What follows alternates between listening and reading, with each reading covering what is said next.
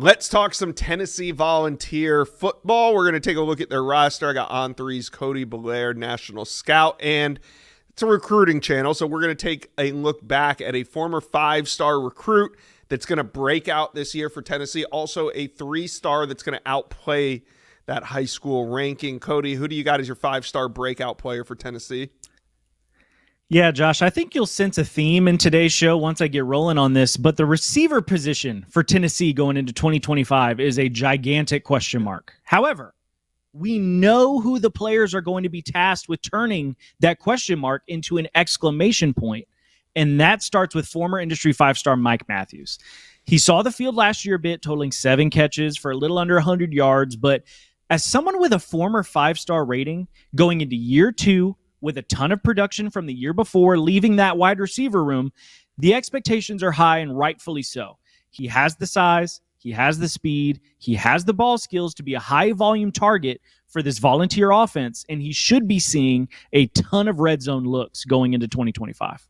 All right, so give us that 3-star recruit that you think ultimately is going to outplay his ranking this season. Yeah, Josh, I'm going to go with the former 3-star, former freshman All-American, and current wide receiver for the Tennessee Vols, Chris Brazzell. And I know what you're thinking. Cody, Chris was the 3rd leading receiver last year, and you already picked Mike Matthews as your 5-star breakout. How does this make sense? Well, it's because this offense needs someone to be a go-to guy in the passing game. You know how many Tennessee wide receivers caught 10 passes last year? 5. And you know how many are still on the roster? 1, and it's Chris Brazzell.